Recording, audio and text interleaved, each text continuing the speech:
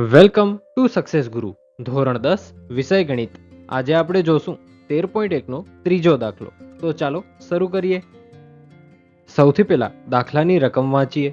નીચેનું આવૃત્તિ વિતરણ વસ્તીના બાળકોનું દૈનિક ખિસ્સા ભથ્થું દર્શાવે છે. ખિસ્સા ભથ્થાનો મધ્યક ₹18 છે. તો ખૂટતી આવૃત્તિ F શોધો. આપણે પહેલી લાઈનમાં દૈનિક ખિસ્સા ભથ્થું રૂપિયામાં આપેલું છે અને બાળકોની સંખ્યા બીજી લાઈનમાં આપેલી છે. આ વખતે આપણે મધ્યક આપેલો છે અને F શોધવાનો છે, જે ખૂટતી આવૃત્તિ છે. એ શોધવા માટે પણ આપણે કોષ્ટકનો સહારો લેવો પડશે. તેથી સૌથી પહેલા આપણે કોષ્ટક બનાવશું. આ દાખલો મે 2021, માર્ચ 2023 અને જુલાઈ 2023માં બોર્ડ એક્ઝામ્સમાં પૂછાયેલો છે, માટે ખૂબ જ ઇમ્પોર્ટન્ટ રહેશે. તો ચાલો હવે દાખલાનો જવાબ શરૂ કરીએ. આ દાખલો યુઆઈ વાળી રીતથી થશે, માટે અહીં યુઆઈ વાળું કોષ્ટક બનાવવાની શરૂઆત મેં કરી નાખી છે. વર્ગમાં દૈનિક ખિસ્સા ભથ્થું જે રૂપિયામાં આપેલું છે તે લખ્યું છે અને એફઆઈમાં બાળકોની સંખ્યા લખી છે. આપણે યુઆઈના મધ્યક વાળું સૂત્ર તો જાણીએ છીએ, તેનામાં સિગ્મા એફઆઈની જરૂર પડે છે. સિગ્મા એફઆઈ એટલે એફઆઈનો સરવાળો. તો ચાલો એફઆઈનો સરવાળો કરીએ. 7 + 6 + 9 + 13 + 5 + 4 કરીએ તો મળે 44. પણ એફ નું શું? એને એમને એમ રાખી દેવાનું, 44 + એફ. એટલે આપણે સિગ્મા એફઆઈ મળશે 44 + એફ. હવે એક્સઆઈ શોધીએ. એક્સઆઈ એટલે મધ્ય કિંમત. 11 + 13 / 2 કરીએ એટલે આપણે એક્સઆઈ મળે. 11 + 13 / 2 કરીએ તો મળે 12. 13 + 15 / 2 કરીએ તો મળે 14. 15 + 17 / 2 કરીએ તો મળે 16. 17 + 19 / 2 કરીએ તો મળે 18. 19 + 21 / 2 કરીએ તો મળે 20. 21 + 23 / 2 કરીએ તો મળે 22. 23 + 25 / 2 કરીએ તો મળે 24. આપણે સિગ્મા એક્સઆઈની જરૂર હોતી નથી, માટે એના સરવાળાની કોઈ જરૂર નથી. અહીં ડેશ કરી દેવાનો. હવે સિગ્મા યુઆઈ શોધવા માટે આપણે એક્સઆઈમાંથી કોઈ એ પસંદ કરવો પડશે. આપણે કોઈ પણ ધારી શકીએ, પણ આવો જે ખૂટતી આવૃત્તિ શોધવાનો હોય ને, તેમાં એની સામેનો જ એ ધારવાનો. તો આપણે અહીં એ બરાબર 20 ધારશું, જે આપણે ઉપર પણ લખી દઈએ, એ બરાબર 20. હવે h કેટલો છે? h એટલે વર્ગની લંબાઈ. 11 અને 13 વચ્ચે કેટલો ગેપ છે? 2 નો. 13 અને 15 વચ્ચે કેટલો ગેપ છે? 2 નો. એના પરથી આપણે વર્ગ લંબાઈ મળશે 2, એટલે h બરાબર આપણે મળશે 2. હવે આપણે યુઆઈ શોધીએ. યુઆઈ નું સૂત્ર મેં અહીં લખેલું જ છે, xi - a છેદમાં h. તો ચાલો કરીએ.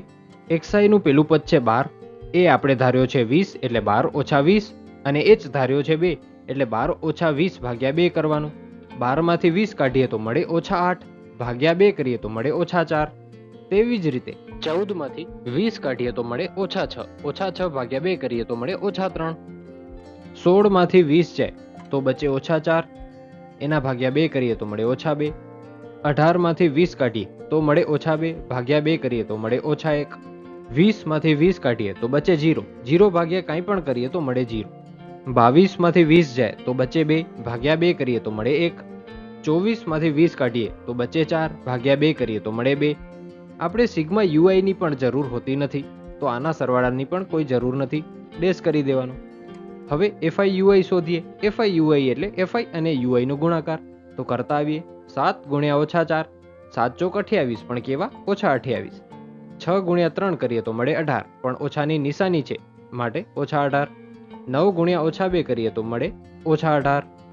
13 × -1 કરીએ તો મળે -13. f × 0 કરીએ તો મળી જાય 0. કોઈનો પણ ગુણાકાર 0 સાથે કરીએ તો આપણે મળે 0 જ, એ યાદ રાખવાનું. પછી એ આલ્ફાબેટ હોય કે કોઈ સંખ્યા હોય. 5 × 1 કરીએ તો મળે 5. 4 × 2 કરીએ તો મળે 8. હવે આપણે સિગ્મા એફઆઈ યુઆઈ શોધીએ. સિગ્મા એફઆઈ યુઆઈ એટલે એફઆઈ યુઆઈ નો સરવાળો. હવે આ સરવાળામાં ઓછા અને વત્તા બંને નિશાનીવાળા છે, તો એના સરવાળામાં કદાચ તમને તકલીફ પડતી હોય તો શું કરવાનું? પેલે જે પ્લસ વાળા છે તેનો સરવાળો કરી અને રફ કામમાં લખી નાખવાનો.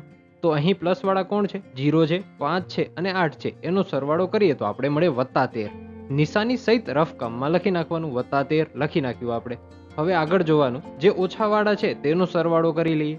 28 + 18 + 18 + 13 કરીએ તો મળે 77.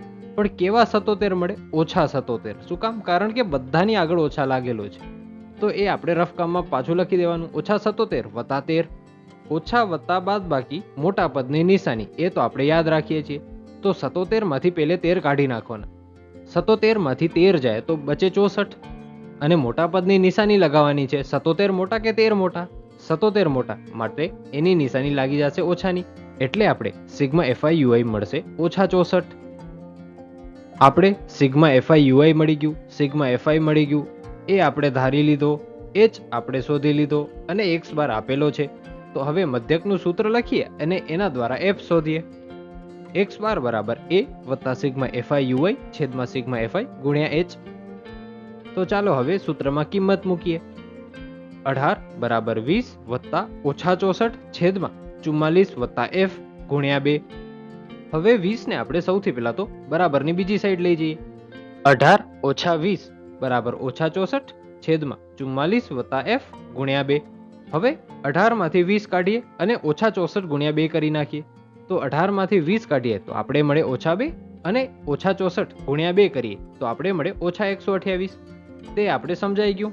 હવે ઓછા 2 ને આપણે અહીંથી અહીં લઈ આવીએ અને આ 44 વત્તા એફ ને આપણે બરાબરની આ સાઈડ લઈ જઈએ. એટલે ઓછા 2 આવશે છેદમાં એટલે ભાગાકારમાં અને 44 વત્તા એફ જશે ભાગાકારથી ગુણાકારમાં. ચાલો કરીએ. 44 વત્તા એફ બરાબર ઓછા 128 છેદમાં ઓછા 2. હવે ઓછા ઓછા પહેલે તો ઉડી ગયા. 128 ભાગ્યા 2 કરીએ તો આપણે મળે 64. તો લખી નાખીએ 44 વત્તા એફ બરાબર 64. હવે 44 ને આપણે બરાબરની બીજી સાઈડ લઈ જઈએ તો આપણે એફ મળી જાય. તો એફ બરાબર 64 ઓછા 44, માટે એફ બરાબર થશે 20. આપણે એફની સંખ્યા મળી ગઈ. આપણો દાખલો અહીં પૂરો થાય છે. પણ આ દાખલો બોર્ડમાં 3 વાર પૂછાયેલો હોવાથી ખૂબ જ ઇમ્પોર્ટન્ટ રહેશે. જો ન સમજાણો હોય તો ફરીથી એકવાર જોઈ લો. Thanks for watching. જો તમને દાખલો સમજાઈ ગયો હોય તો વિડીયોને લાઈક કરજો અને આવા જ એજ્યુકેશનલ કોન્ટેન્ટ માટે ચેનલને સબસ્ક્રાઇબ કરજો.